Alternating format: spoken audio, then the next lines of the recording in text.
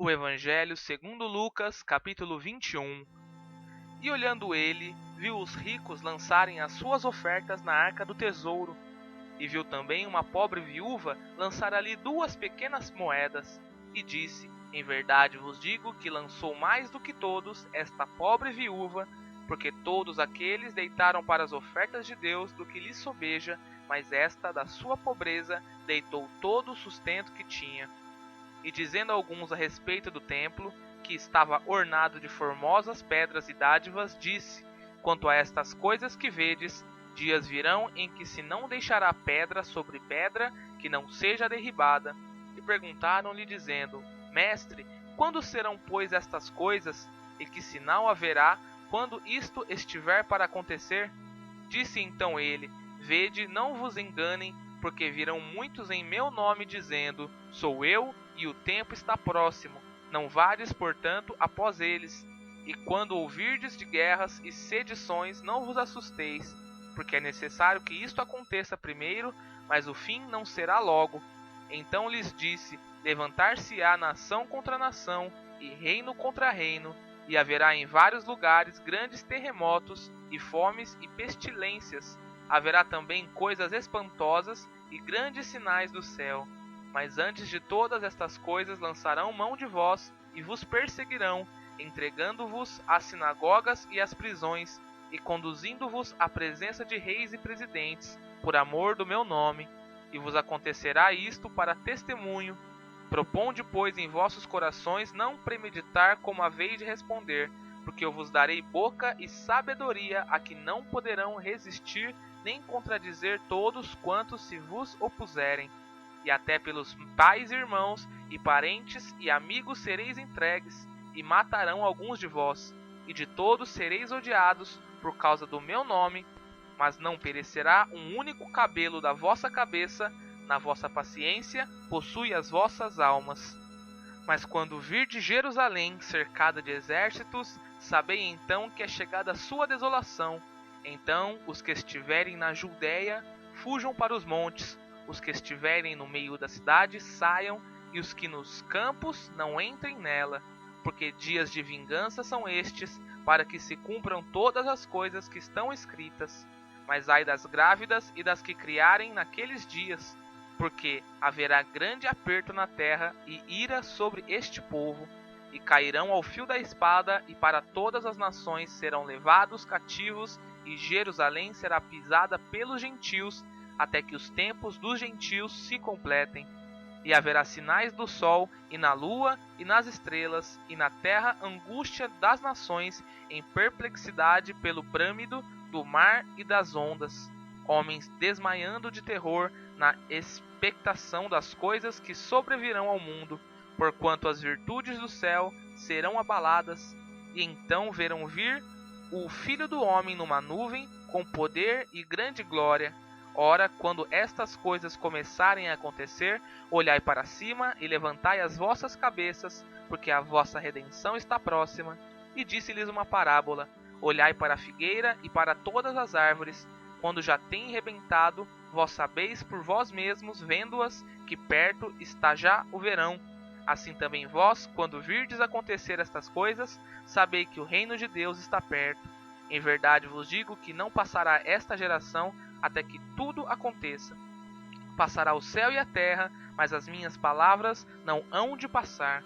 E olhai por vós, não aconteça que os vossos corações se carreguem de glutonaria, de embriaguez e dos cuidados da vida, e venha sobre vós de improviso aquele dia, porque virá como um laço sobre todos os que habitam na face de toda a terra. Vigiai, pois, em todo o tempo, orando, para que sejais havidos por dignos de evitar todas estas coisas que hão de acontecer, e de estar em pé diante do Filho do Homem.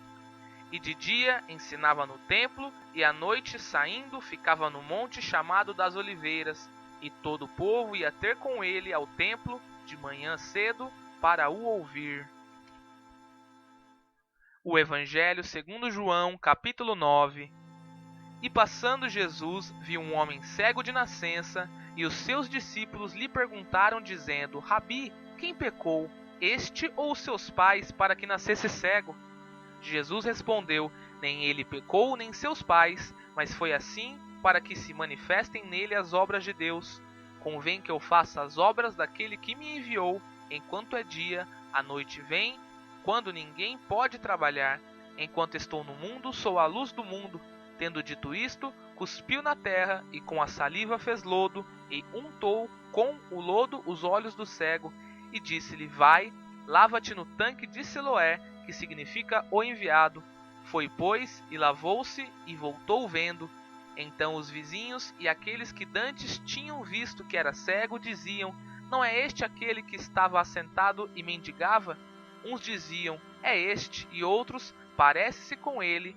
Ele dizia: sou eu. Diziam-lhe, pois: como se te abriram os olhos? Ele respondeu e disse: o homem, chamado Jesus, fez lodo e untou-me os olhos, e disse-me: vai ao tanque de Siloé e lava-te. Então fui e lavei-me e vi.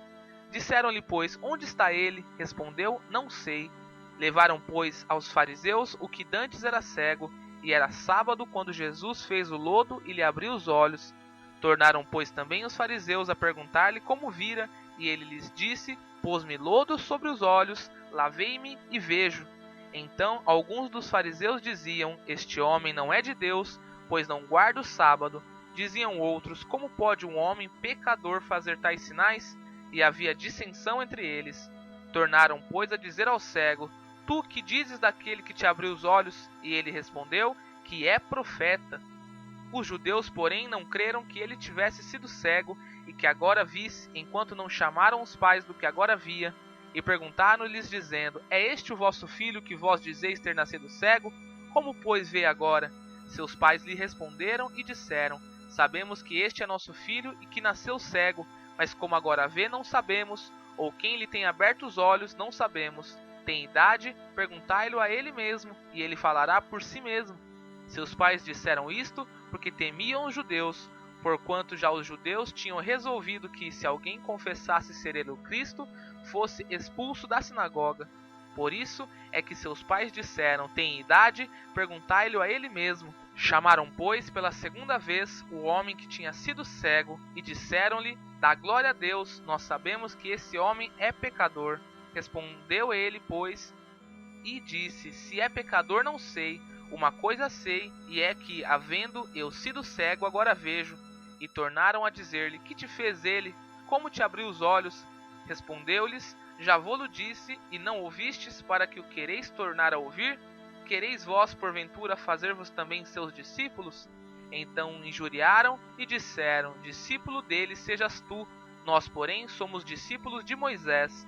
Nós bem sabemos que Deus falou a Moisés, mas este não sabemos de onde é. O homem respondeu e disse-lhes: nisto, pois, está a maravilha, que vós não saibais de onde ele é, e me abrisse os olhos. Ora, nós sabemos que Deus não ouve a pecadores, mas se alguém é temente a Deus e faz a sua vontade, a esse ouve. Desde o princípio do mundo, nunca se ouviu que alguém abrisse os olhos a um cego de nascença. Se este não fosse de Deus, nada poderia fazer. Responderam eles e disseram-lhe: tu és nascido todo em pecados, e nos ensina a nós? E expulsaram-no. Jesus ouviu que o tinham expulsado, e encontrando-o, disse-lhe: crês tu no Filho de Deus? Ele respondeu e disse: quem é ele, Senhor, para que nele creia? E Jesus lhe disse: tu já o tens visto, e é aquele que fala contigo. Ele disse: creio, Senhor, e o adorou. E disse-lhe Jesus: eu vim a este mundo para juízo, a fim de que os que não veem, vejam, e os que veem, sejam cegos. Aqueles dos fariseus que estavam com ele, ouvindo isto, disseram-lhe: também nós somos cegos? Disse-lhe Jesus: se fosseis cegos, não teríeis pecado, mas como agora dizeis: vemos, por isso o vosso pecado permanece.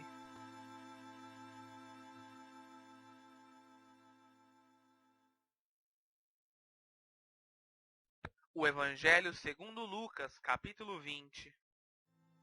E aconteceu num daqueles